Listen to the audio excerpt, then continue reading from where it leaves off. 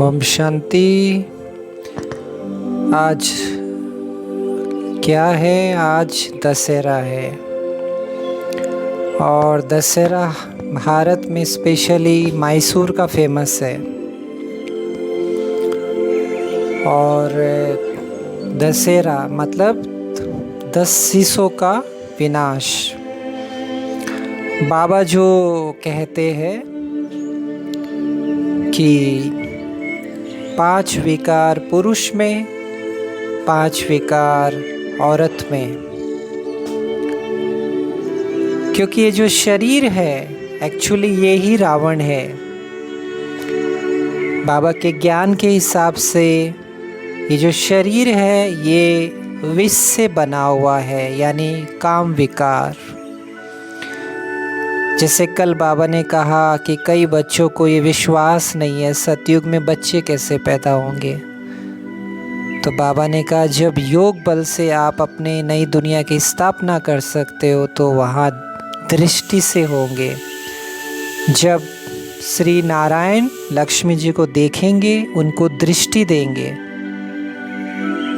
उन आँखों से जो प्यार भरी दृष्टि देंगे, उस वाइब्रेशन से श्री लक्ष्मी के गर्भ में एक शरीर डेवलप होगा।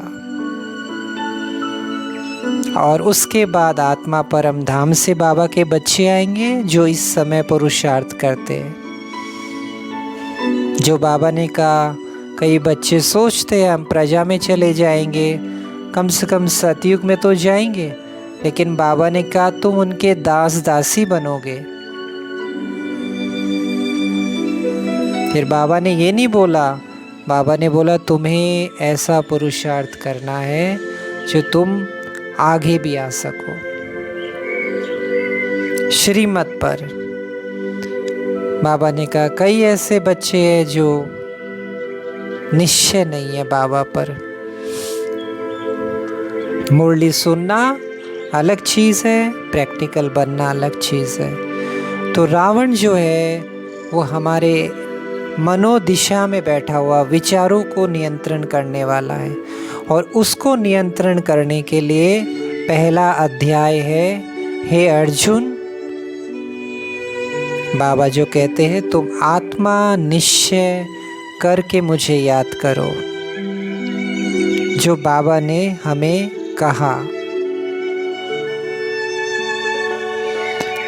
कल भी कहा कि आत्मनिश्चय से अपने संस्कारों को संपूर्ण पावन बनाना ही श्रेष्ठ योग है।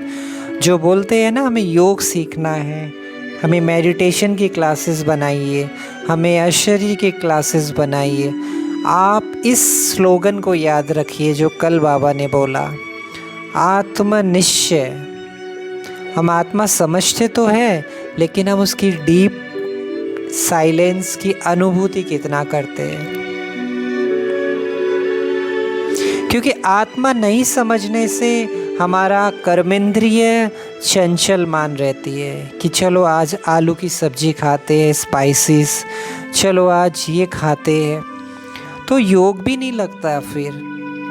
फिर नींद आती है अमृत वेले, क्योंकि फिर काम विकार भी परेशान करता है।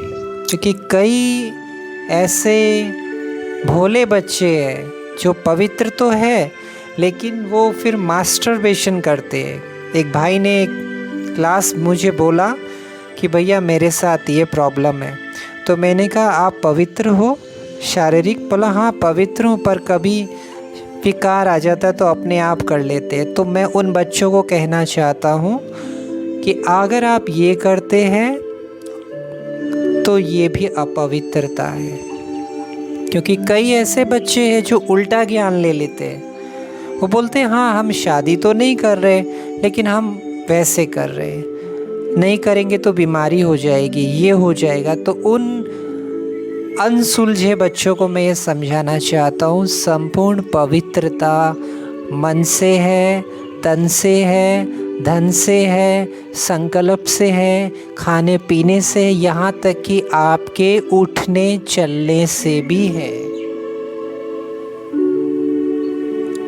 संपूर्ण निर्विकारी मर्यादा पुरुषोत्तम, डबल अहिंसक, डबल सिरताज, यही कहते हो ना। क्योंकि ज्ञान सिर्फ मुरली हमने फ्लैट पढ़ ली, लेकिन उसका मंथन जब तक नहीं करेंगे तो मक्खन नहीं निकलेगा। और जिसको निश्चय नहीं होगा वो एक बार बस फ्लैट मुरली पढ़ेगा।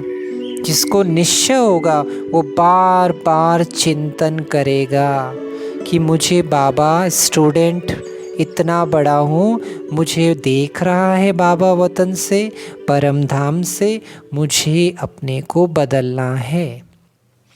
अपने परिवार के कई लोग ज्ञान में क्यों नहीं आते? क्योंकि रावण ने उनको इतना कब्जे में कर रखा है।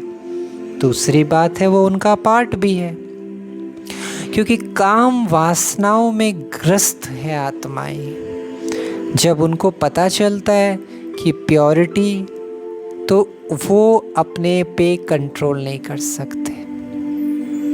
इसलिए वो ये बोलते हैं ये ज्ञान हमारे लिए नहीं है।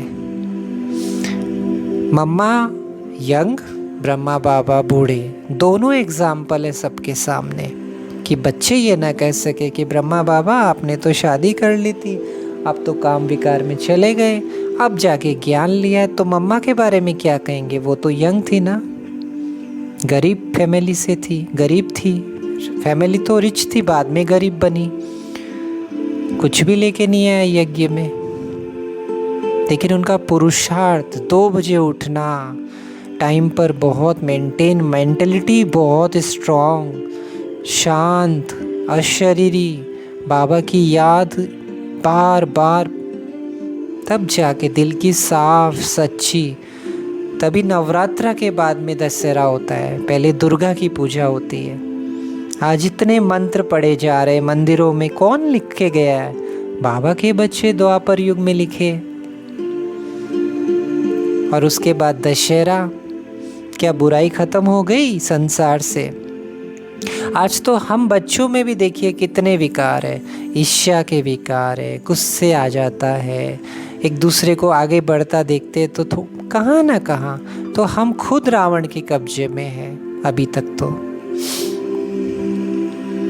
इसीलिए माला बहुत छोटी बनती है। और इस जो रावण में आज 2 फुट का ज़्यादा अच्छा बना रहे, लोग भी देखने जाते हैं कि हाँ ये बुराई जल रही है, लेकिन ये महसूसता नहीं होती कि हाँ हम इस खुद की बुराई को ख़त्म करें, क्योंकि वो उन आत्माओं में शक्ति नहीं है, तो हमारे में शक्ति है। हम पावरफुल आत्मा है, हमको सम्मान खुद को देना चाहिए।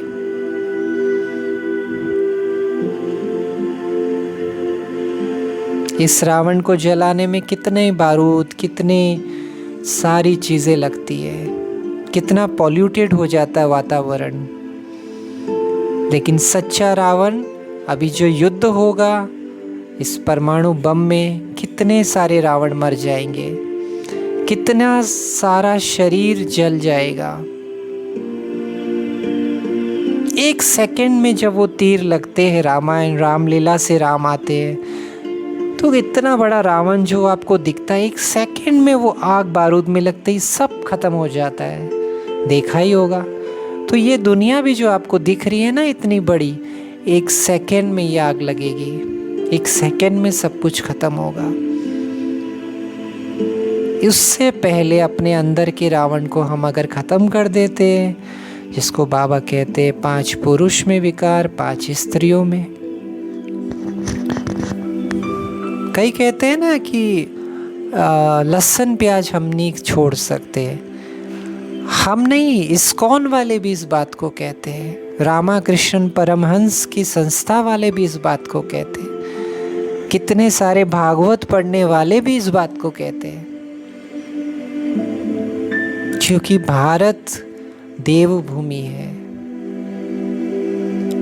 भारत सनातन की भूमि है। आज भी दुर्गा पूजा, आज भी दशहरा इस मॉडर्न दुनिया में भारत में बन रहा है, कुछ तो है ना, और अमर है जब तक नई दुनिया नहीं आती। इसलिए रावण जो है हमारे अंदर विचारों में है। हमारी सोच कैसी है, हमारी सोच कैसी है,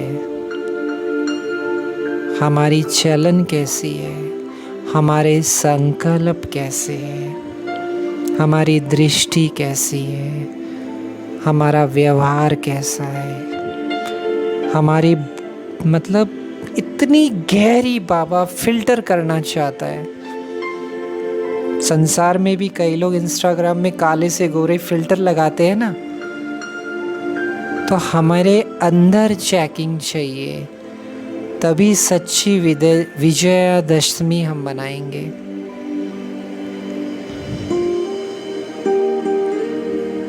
बाबा क्यों बोलता है इतना, क्यों? बाबा इसलिए बोलता है कि बाबा हमारे आदि अंत मध्य और अंत को देख रहा है।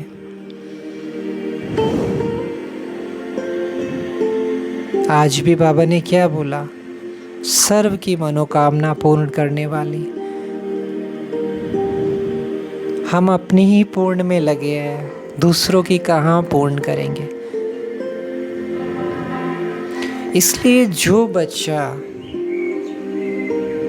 अपने कर्मेंद्रियों को योग अग्नि में तपाएगा, जो संपूर्ण बाबा ने कहा वही पावन बनेगा।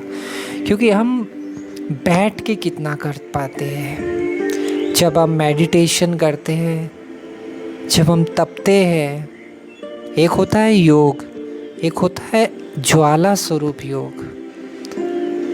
जब हम बैठते हैं और पावरफुल बाबा के कंसंट्रेशन पे हमारा मन स्थिर क्यों नहीं होता, क्योंकि हमारे अंदर विकार है, हमको बाबा पर पूरा निश्चय नहीं है।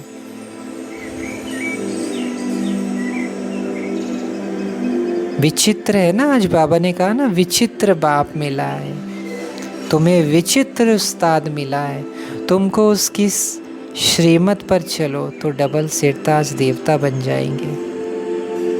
पढ़ाई में थकावट के लिए सहज पुरुषार्थ किया है।